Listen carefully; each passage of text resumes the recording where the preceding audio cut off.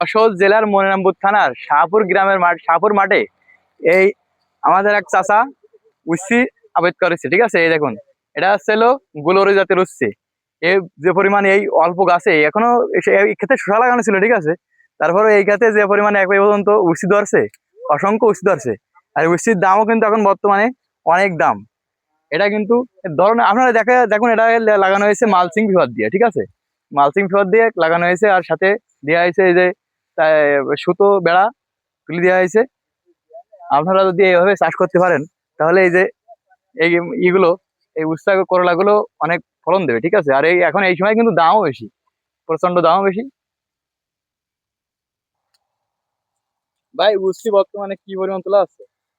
আলহামদুলিল্লাহ, উচ্ছের আমরা যেভাবে আশা করছিলাম, আর যদিও শসা ছিল, আশা করছিলাম ফলন ততটা ভালো হবে না, কিন্তু আলহামদুলিল্লাহ আমাদের আশার বাইরে অনেক ফলন আসলো। আর এই উস্তি এখন বর্তমান বাজার রেট কিরকম আছে? এটা এখন বাজার প্রতি 60-70 টাকা এরকম যাচ্ছে। এই ক্ষেত্রে শসা ছিল না? হ্যাঁ, এখানে শসা ছিল, ওটা কি শসা পরিমাণ বিক্রি করা গেছে? আলহামদুলিল্লাহ 1 লক্ষ টাকার মতো শসা বিক্রি করা হয়েছে এখানে 1 কাঠা জমিতে। আর এই উস্তি কি পরিমাণ হবে এই জেলায় আশা করা যায়? আশা করা যায় 2-3 মণ, 3 মণ তো হবেই।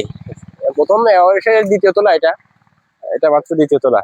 এখনো তো এখনো পূর্ণাঙ্গ তো ধরন হ্যাঁ, আসেনি, না তাই না, তো? এখনো পূর্ণাঙ্গ ধরন আসেনি এবং গাছও পরিপূর্ণ হয়ে পারেনি এখন। এই উস্তি কতদিন পর্যন্ত, এই করলা কতদিন পর্যন্ত ভালো নেওয়া যায়? আশা করছি আমরা 3 মাসে উঠাতে পারবো আর কি পুরোপুরি। এই 3 মাস, এখন তো বর্তমান জি সময় এটার হ্যাঁ। দাম অনেক থাকে। জি জি।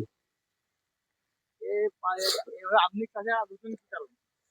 আধুনিক চাষে ঢোকার কারণ হচ্ছে বর্তমান কৃষির পণ্য যে দাম এবং সার কীটনাশক সবকিছু যে দাম, এবং এগুলো ব্যবহার করে আপনি যখন পর্যাপ্ত আপনার বেনিফিট পাবেন না, তখন আসলে খুবই খারাপ লাগবে। তো এই কারণে আধুনিক চাষে ঢোকা, এই চাষে ঢুকলে আপনার আসলে ফলন বেশি হবে এবং আপনি আপনার যে পণ্যটা সেটা আসলে অ্যাকুরেট পাবেন। তার কারণে আসলে আপনি লাভবান হতে পারবেন এই কারণেই। এগুলো কি স্থানীয় বাজারে আড়ত করেন নাকি? হ্যাঁ, আমাদের এখান থেকে 2-3 কিলো গেলেই আমরা এখান থেকে বিক্রি করতে পারি, বিক্রি কোনো অসুবিধা নেই। যত ভালো, সমস্যা নেই। সমস্যা নেই। জি। আর কি পরিমাণ লাগে? সার মালচিং পেপার, তো এখন এতে মালচিং পেপারে সার লাগে না তেমন, খুবই স্বল্প পরিমাণ যাকে বলে। এখানে সার সাশ্রয় খুবই, শুধুমাত্র সপ্তাহে একবার কীটনাশক ছিটালেই আসলে হয়ে যায় এটা। করলায় তো ওই পরিমাণ পোকা লাগে না। জি না, জি না। কি স্প্রে কি পরিমাণ করা হয়?